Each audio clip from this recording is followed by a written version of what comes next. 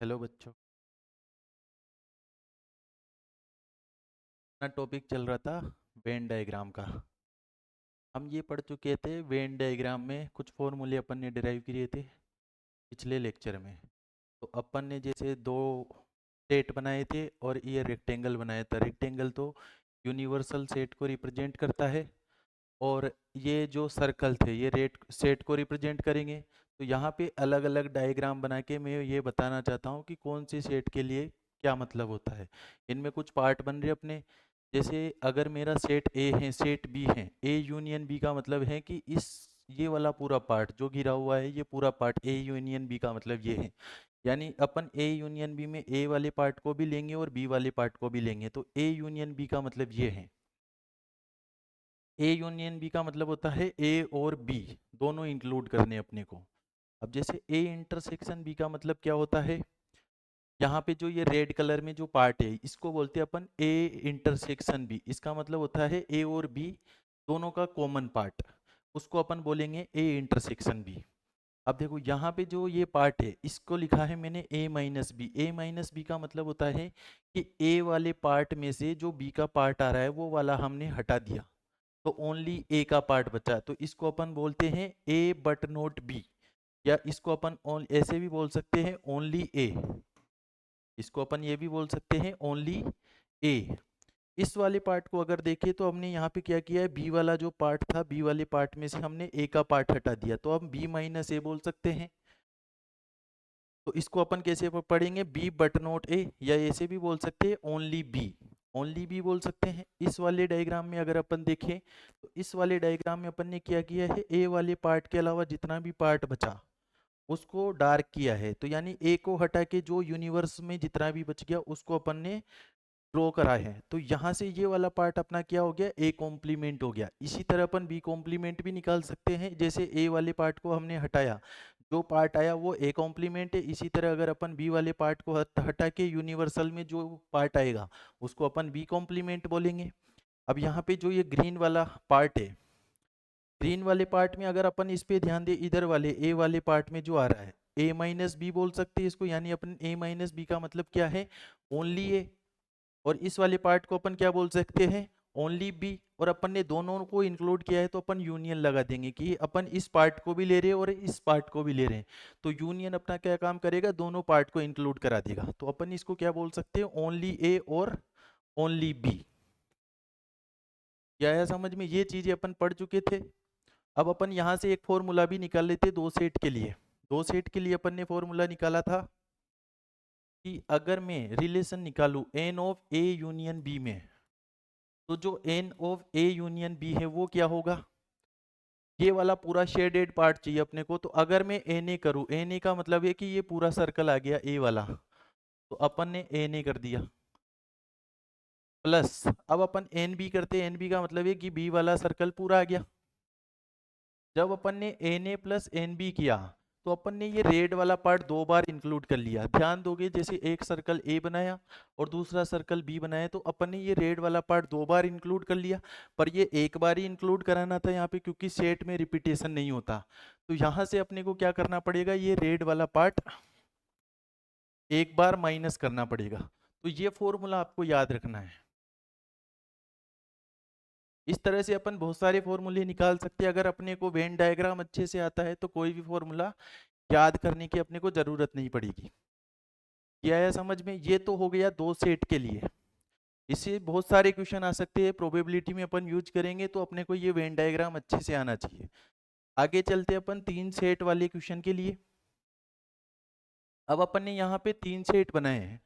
अब इनका यूज क्या आता है वो भी देख लेते हैं। कभी कभी अपना क्वेश्चन फंस जाता है कि कुछ कॉमन पार्ट आ जाता है। जैसे एपी जीपी में अपने पास कभी क्वेश्चन आ जाता है कि दो से डिविजिबल वाली एपी और तीन से डिविजिबल वाली एपी, तो नंबर ऑफ टर्म काउंट करनी हो अपने को कि ऐसी टर्म काउंट करो जो दो से भी डिविजिबल हो और तीन से भी डिविजिबल हो। तो अपन क्या करेंगे, दो से डिविजिबल वाली को ऐड करा देंगे, तीन से डिविजिबल वाली को ऐड करा देंगे। पर अपन दो से डिविजिबल वाली सीरीज जब बनाते हैं तो उसमें कुछ टर्म ऐसी भी आती हैं कि वो 3 से भी डिविजिबल होती है, और जब अपन 3 से डिविजिबल वाली सीरीज बनाते हैं तो कुछ टर्म ऐसी भी आती है कि उसमें वो 2 से भी डिविजिबल होती है। तो जब अपन 2 से डिविजिबल वाले पूरे एलिमेंट का एडिशन 3 से डिविजिबल वाले एलिमेंट से एडिशन कराते हैं, तो अपन दो बार किसको ऐड करा देते हैं, 6 से डिविजिबल होने वाली टर्म को ऐड करा देते हैं। तो अपने को एक बार वो माइनस करनी पड़ती है। ऐसे क्वेश्चन में अपने को ये काम आता है वेन डायग्राम का कंसेप्ट। आगे अपन क्वेश्चन करेंगे तब समझेंगे, ये तो आइडिया आपको मैं दे रहा हूं। तो ये तो हो गया अपन दूसरा। 3 सेट के लिए अगर देखें तो 3 सेट के लिए क्या होगा, अपन ने यहाँ पे अलग अलग पार्ट बनाए हैं। जैसे इस पार्ट को तो अपन ओनली ये बोलते हैं। A union B union C का मतलब होता है कि ए वाला बी वाला और सी वाला सारा का सारा पार्ट अपन ने इंक्लूड किया हुआ है। ओनली ए का मतलब क्या है कि इसमें ए के अलावा कोई भी एलिमेंट नहीं आना चाहिए, बी का और सी का कुछ भी एलिमेंट नहीं आना चाहिए। ओनली बी का मतलब क्या है कि बी के अलावा ए का और सी का कुछ भी एलिमेंट नहीं आना चाहिए। ओनली सी का मतलब क्या है कि सी के अलावा ए और बी का कुछ भी एलिमेंट कॉमन नहीं आना चाहिए। अब यहाँ पे ये जो पार्ट है, ये पार्ट है ए इंटरसेक्शन बी, अगर अपन करें तो ये पूरा पार्ट आएगा, तो ये अपने को ये वाला पार्ट हटाना पड़ेगा, क्योंकि अब इसको अपन क्या बोल सकते हैं, ए एंड बी, यानी ए और बी का इंटरसेक्शन है, उसमें से अपन ने सी वाला हटा दिया क्योंकि ये सी के अंदर आ रहा था, इसलिए अपन इस पार्ट को क्या बोल सकते हैं, A and B but not C. अब यहां से अपन क्या बोलेंगे कि बी और सी का अगर मैं इंटरसेक्शन करूं, बी और सी का अगर मैं इंटरसेक्शन करूं तो ये वाला पार्ट आएगा। उसमें से अगर मैं ए को हटा दूं, क्योंकि ये वाला पार्ट ए के अंदर आ रहा है, तो उसमें से मैं ए को हटा दूं तो अपने पास क्या बन जाएगा, ये बी एंड सी वाला ही बनेगा बट नॉट ए वाला बनेगा। तो B and C but not A का मतलब ये है। सी एंड ए, सी और ए का इंटरसेक्शन बट नॉट बी, यानी ये बी का पार्ट आ रहा था वो हमने हटा दिया। A intersection B intersection C का मतलब है कि तीनों का तीनों कॉमन होना चाहिए। ये हो गया इसका वैल्यू। अब अपने को निकालना है, जैसे फॉर्मूला डिराइव किया था अपन ने, N of A union B union C की वैल्यू क्या होती है, अपने को ये चाहिए और रिपीट नहीं होनी चाहिए। तो जैसे मैं अगर एन ए करता हूं, एन ए करते अपने पास एक्स्ट्रा पार्ट आएगा ये वाला और ये वाला, यानी ये 3 पार्ट एक्स्ट्रा है अभी एक बार के लिए, क्योंकि एन ए के अंदर बी का भी कुछ पार्ट होता है और सी का भी कुछ पार्ट होता है।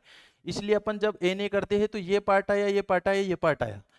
एन बी के लिए अपना क्या आ गया, एन बी के लिए ये पार्ट और ये पार्ट आया। तो ए जब अपन ने एन ए को और एन बी को ऐड किया तो कौन कौन सा पार्ट कॉमन आया, एक बार के लिए ये वाला पार्ट कॉमन आया, ये वाला पार्ट कॉमन आया और एक ये वाला पार्ट कॉमन आया। तो यहां से अपने पास ये ए इंटरसेक्शन बी का 2 पार्ट आ गया। इसी तरह अपन अगर एन सी करें, एनसी अगर करे तो एनसी करते अपने पास A intersection B, A intersection C और ए इंटरसेक्शन सी के अपने पास क्या होते हैं, एक एक पार्ट कॉमन आ जाते हैं। तो यहां से अपन को माइनस करना पड़ता है, A intersection B, B intersection C और सी इंटरसेक्शन ए। अपन ने इंटरसेक्शन वाले पार्ट हटा दिए, पर एक बार ये इंटरसेक्शन वाला पार्ट भी लेना पड़ेगा क्योंकि वो हर बार ही हट गया। तो अपन एक बार क्या करते हैं, तीनों के इंटरसेक्शन की वैल्यू को ऐड करा देते हैं। ये 3 सेट के लिए यूजफुल होता है। इसका भी बहुत बड़ा रोल होता है जब अपने पास इस तरह के क्वेश्चन फंस जाए कि अपने को कुछ पार्ट कॉमन है कुछ हटाना है, कंफ्यूजन आ जाता है कि कुछ किस किस को मैं लूं और किस किस को हटाऊं। तो 3 सीरीज में कुछ कॉमन हटाना हो तो अपने को क्या करना पड़ता है, इसका कंसेप्ट यूज करना है। अपन क्वेश्चन में सीखेंगे ये चीज। अब अपन करते हैं इसका क्वेश्चन। ये क्वेश्चन है अपने पास,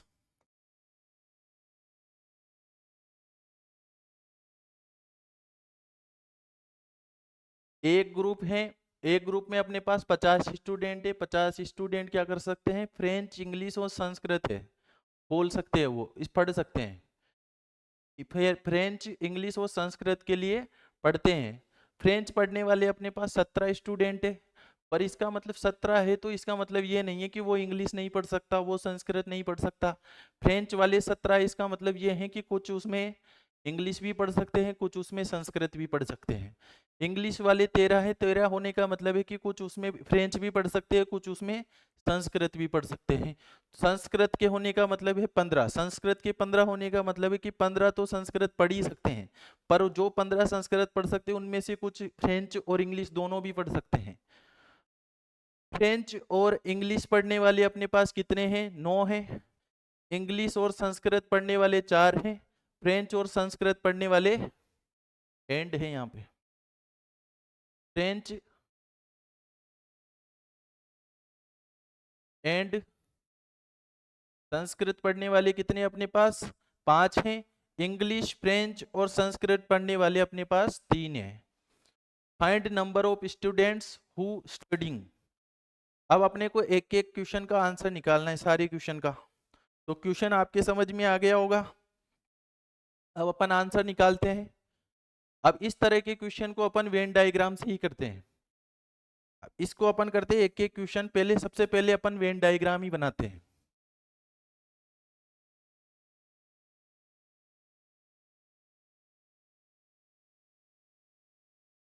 जैसे अपन ने एक सर्कल बनाया एक सेट के लिए, दूसरा बना देते हैं अपन, और एक ये तीसरा बना देते हैं।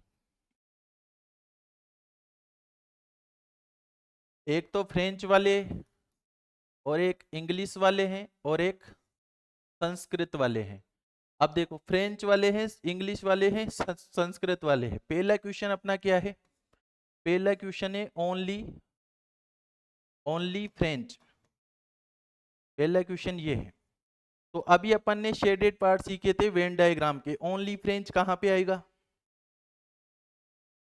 ओनली फ्रेंच कहाँ पे आएगा? ये वाला पार्ट।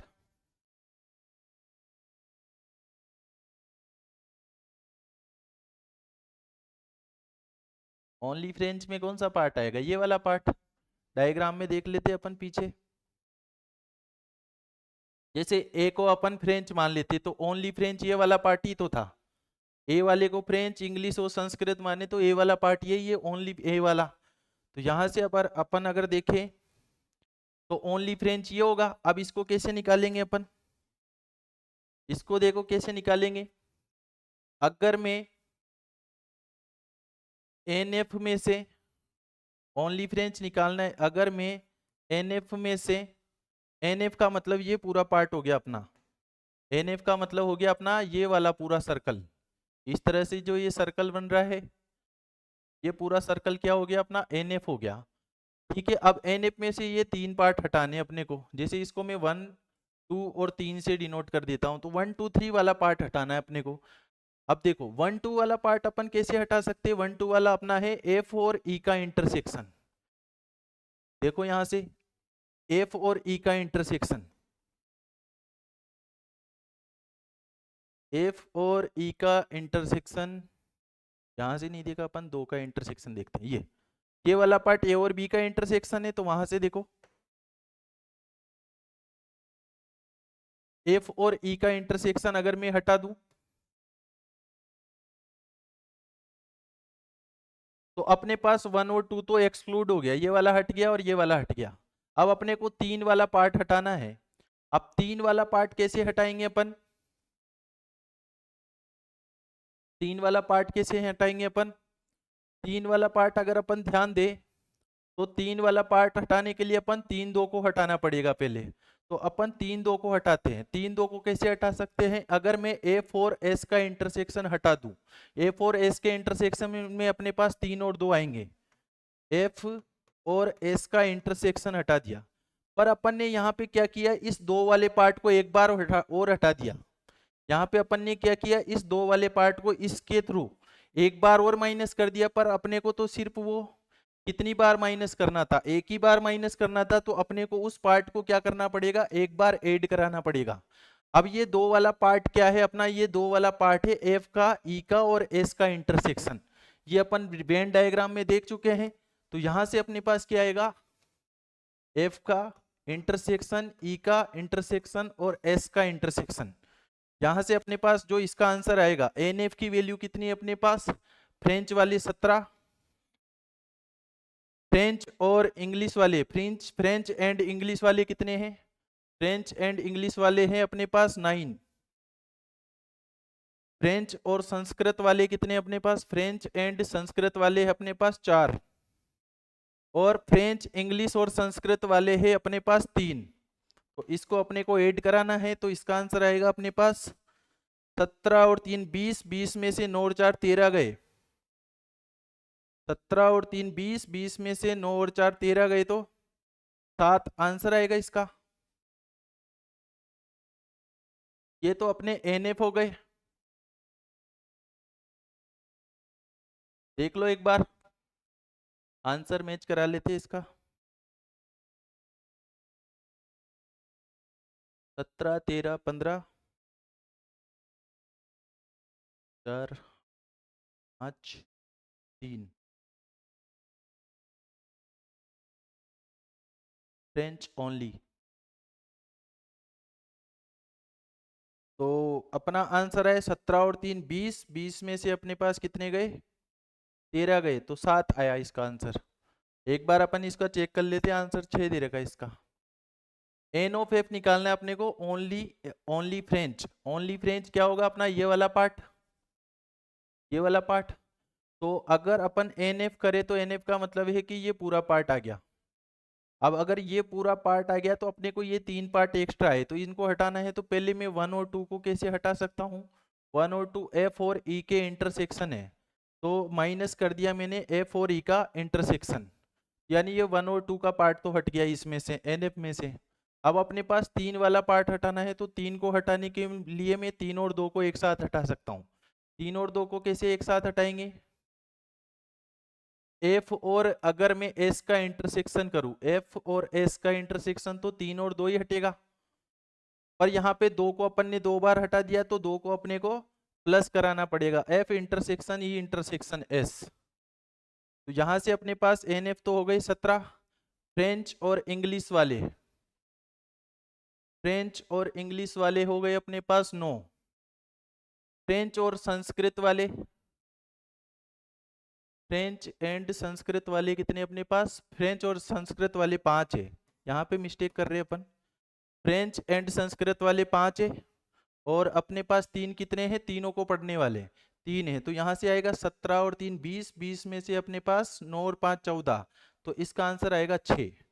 तो अपने पास यहाँ पे मिस्टेक करी थी अपन ने इस वैल्यू को डाल दिया, फ्रेंच और संस्कृत वाले चाहिए थे अपने को, अपन ने इंग्लिश और संस्कृत वाले की वैल्यू पुट कर दी थी वहां पे, तो ये मिस्टेक हुई थी। अपना कंसेप्ट बिल्कुल क्लियर है। दूसरे क्वेश्चन का आंसर निकालते, ये क्वेश्चन आप कर सकते हो, दूसरे क्वेश्चन का आंसर अपन निकालते हैं।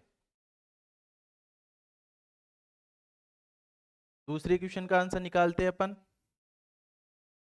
देखो दोबारा ही बना देते हैं इसको, नहीं छोड़ो, ओनली इंग्लिश वाले निकालने अपने को, इस वाले पार्ट को मिटा देते हैं अपन।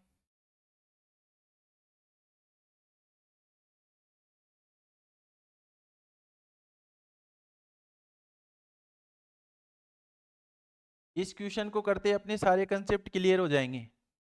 वेन डायग्राम में जितने भी कंसेप्ट आते हैं, अगर ये क्वेश्चन अपन ने अच्छे से कर लिया तो सारे कंसेप्ट क्लियर है। अब अपने को निकालना है इंग्लिश ओनली। इंग्लिश ओनली कौन सा होगा, ये वाला, सेम तरीके से इसका आंसर निकालना है, ये वाला पार्ट। तो अब मैं क्या करूंगा, आपकी बार एनी में से माइनस करूंगा, क्योंकि एनी में क्या आ जाएगा, एनी में अपना आ जाएगा पूरा सर्कल, ये वाला सर्कल पूरा आ गया एनी में, एनी में क्या आ गया अपने पास, ये पूरा सर्कल आ गया।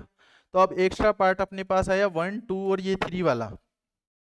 अब मेरे को 1 2 3 हटाना है, तो 1 2 को हटाने के लिए मैं क्या कर सकता हूँ, एफ और ई का इंटरसेक्शन कर दूंगा, एफ और इंटरसेक्शन ई। दूसरा 1 2 हट गया, अब अपने को 3 हटाना है, तो 3 को हटाने के लिए 2 को साथ में लेना पड़ेगा, तो 2 और 3 को साथ में अपन ई और एस के इंटरसेक्शन से हटा सकते हैं, ई और एस का इंटरसेक्शन किया। पर यहाँ पे अपन ने 2 को 2 बार हटा दिया, तो अपने को 2 वाले को एक बार ऐड कराना पड़ेगा, ई इंटरसेक्शन एस इंटरसेक्शन एफ। तो यहां से अपने पास जो आंसर आएगा, एनी क्या हो गया अपना, एनी हो गया इंग्लिश, फ्रेंच और इंग्लिश, फ्रेंच तथा इंग्लिश वाला हो गया अपना, फ्रेंच तथा इंग्लिश हो गया 9, इंग्लिश और संस्कृत, इंग्लिश एंड संस्कृत हो गया 5, और इंटरसेक्शन अपना 3 है। तो इसका आंसर आएगा 13 और 3 16, 16 में से 9 और 5 12 गए, सॉरी 9 और 5 14 गए, तो अपने पास आया 2 का आंसर मैच करा लेते अपन।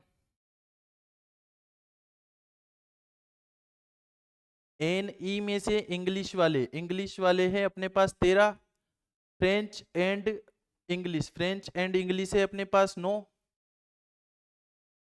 इंग्लिश एंड संस्कृत है अपने पास 4। फिर वापिस वही मिस्टेक को हटा देते हैं, यहाँ पे अपने पास आ जाएगा 4। तो यहाँ से 13 और 3 आएगा अपना 16, 16 में से 9 और 4 13 गए, तो 3 आंसर हो जाएगा इसका। ये दूसरे क्वेश्चन का आंसर है अपना, ये दूसरे क्वेश्चन का आंसर है। यहाँ पे ये बहुत छोटी वैल्यू लिखी हुई है, इसलिए यहाँ पे देखने में थोड़ी दिक्कत हो रही होगी आपको, क्वेश्चन ज्यादा ही बड़ा है।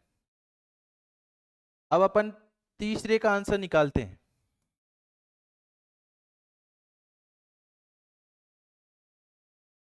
तीसरे का आंसर आप खुद निकाल सकते हो, क्योंकि फ्रेंच ओनली इंग्लिश ओनली निकाला है, सेम तरीके से संस्कृत ओनली निकालेंगे। अब हम ये फोर्थ वाला क्वेश्चन करते हैं। फोर्थ वाला क्वेश्चन क्या है अपने पास? फोर्थ वाला क्वेश्चन है French and Sanskrit but not French, English and Sanskrit, English and Sanskrit but not French. अब इसमें कौन सा पार्ट आएगा, इसको भी अपन एक बार के लिए हटा देते हैं।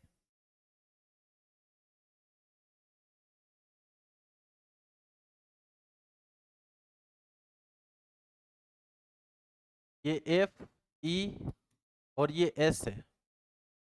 अब अपने को E and S but not F, ये इसका मतलब क्या है? E and S, E and S, ये तो हो जाएगा अपना पहले तो ये वाला पार्ट, जैसे ये 1 है ये 2 है, तो 1 2 वाला पार्ट हो गया ये वाला।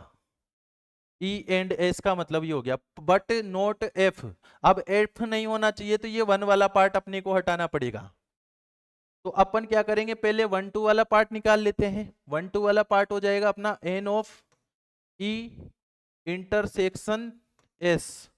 अब इसमें से अपने को 1 वाला पार्ट हटाना है, क्योंकि अपने को क्या चाहिए, ये वाला पार्ट चाहिए, ओनली ये वाला पार्ट चाहिए। इसको अपन क्या बोलेंगे, E and S but not F. क्योंकि अपन ई एंड एस अगर करेंगे तो ये वाला 1 और 2 वाला पूरा पार्ट आएगा। इसमें से अब अपने को 1 वाला पार्ट हटाना है, तो 1 वाला पार्ट कौन सा है?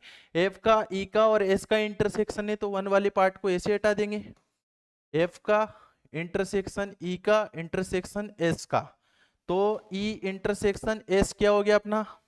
इंग्लिश एंड संस्कृत वाले, इंग्लिश एंड संस्कृत वाले कितने हैं अपने पास? 4 है। फ्रेंच इंग्लिश संस्कृत वाले कितने हैं? 3 है, तो इसका आंसर हो जाएगा 1।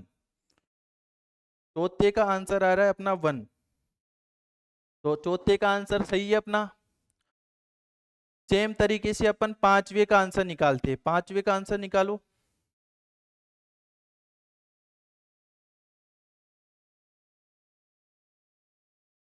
अब देखो पांचवे का आंसर निकालते हैं अपन। पांचवे का मतलब क्या है? पांचवे का मतलब है French and Sanskrit but not English, French and Sanskrit but not English, French and Sanskrit, French and Sanskrit but not English.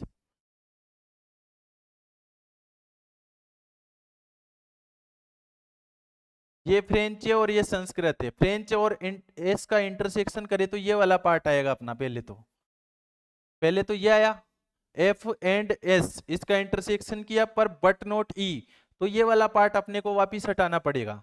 तो अपन क्या बोलेंगे, अपना जो आंसर होगा वो ये वाला पार्ट होगा, अपना जो आंसर होगा वो ये वाला पार्ट होगा, ये वाला। तो अपन क्या करेंगे, जैसे इसको 1 मान लिया, ये 2 हो गया वापिस उसी तरीके से। तो 1 2 लाने के लिए अपन क्या करेंगे, एफ और इंटरसेक्शन एस करेंगे, उसमें से 1 वाले पार्ट को हटाने के लिए तीनों का intersection, E intersection F intersection S. तो एफ और एस दिया है फ्रेंच एंड संस्कृत वाले, फ्रेंच एंड संस्कृत वाले 5 हो गए, ये 3 है, तो इसका आंसर हो जाएगा 2। पांचवे का आंसर ये हो गया अपना 2। पांचवे का आंसर अपना हो गया 2। ठीक है, अब अपन सिक्स्थ का आंसर निकालते हैं। सिक्स्थ में अपने को क्या बोला है, एटलीस्ट वन ऑफ 3 लैंग्वेज, कम से कम तीनों में से एक लैंग्वेज तो वो बोलता ही हो। तो अब इसका आंसर कैसे निकालेंगे, एटलीस्ट वन ऑफ, ये इंपॉर्टेंट है अपने पास, इसका मतलब एटलीस्ट वन ऑफ,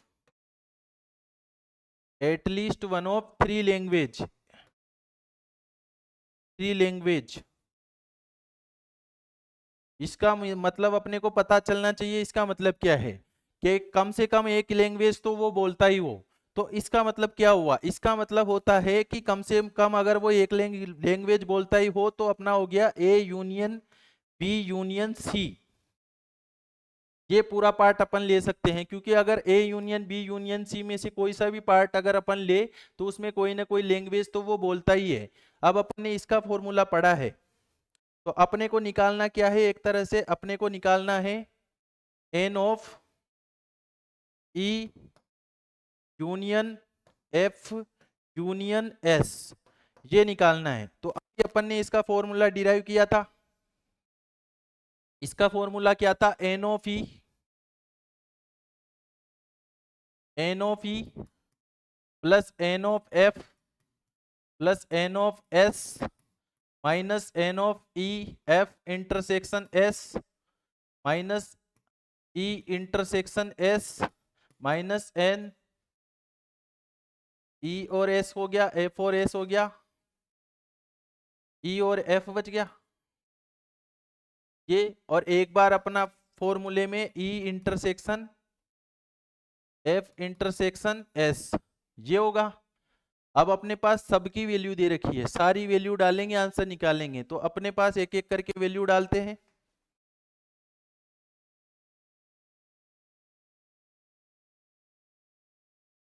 एक एक करके अपन वैल्यू डालते हैं।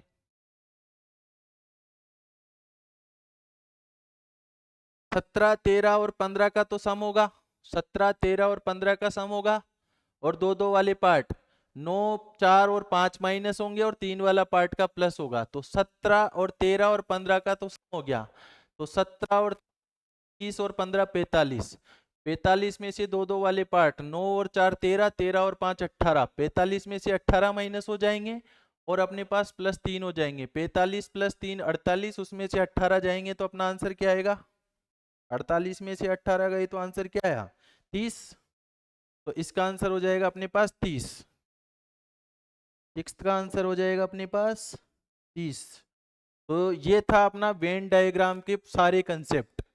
तो वेन डायग्राम अपने को अच्छे से आना चाहिए। अगर वेन डायग्राम अपने को अच्छे से आता है तो अपन प्रोबेबिलिटी के सारे क्वेश्चन लगा सकते हैं।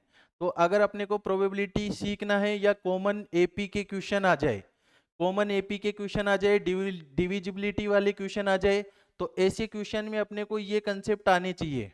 जहां पे अपने को कॉमन टर्म्स निकालनी हो, प्लस माइनस करना हो, तो वहां पे ये सारे कंसेप्ट अपने यूज होते हैं।